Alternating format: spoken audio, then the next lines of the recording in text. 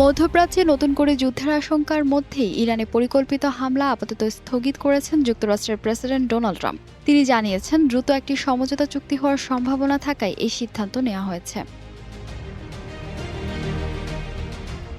Trump দাবি করেন, ইরানসহ মধ্যপ্রাচ্যের কয়েকটি দেশ যুক্তরাষ্ট্রকে সামরিক হামলা থেকে বিরত থাকার অনুরোধ জানিয়েছে।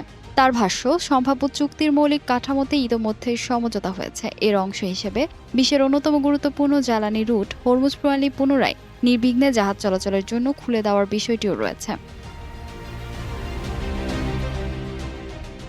অন্যদিকে ইরানের পররাষ্ট্রমন্ত্রী আব্বাস আরাগচি সতর্ক করে বলেছেন, যুক্তরাষ্ট্র বা ইসরায়েলের যে কোনো আগ্রাসনের জবাব দৃঢ় ও সমানুপাতিকভাবে দেয়া হবে।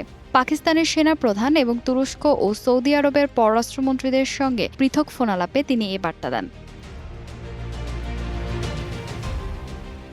এদিকে গাজায়ও সংঘাত অব্যাহত রয়েছে। ফিলিস্তিনি সূত্রের বরাত দিয়ে আন্তর্জাতিক সংবাদ মাধ্যম জানিয়েছে, ইসরায়েলি হামলায় গাজা উপত্যকায় অন্তত ৮ ফিলিস্তিনি নিহত হয়েছেন।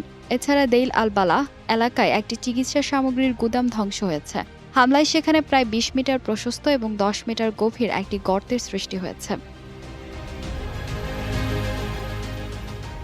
আন্তর্জাতিক বিশ্লেষকদের মতে, হরমুজ প্রণালী নিয়ে কূটনৈতিক অগ্রগতি হলে মধ্যপ্রাচ্যের উত্তেজনা কিছুটা কমতে পারে। তবে ইরানের কঠোর অবস্থান এবং গাজায় চলমান সংঘাত পরিস্থিতিকে এখনও অত্যন্ত স্পর্শকাতর করে রেখেছে।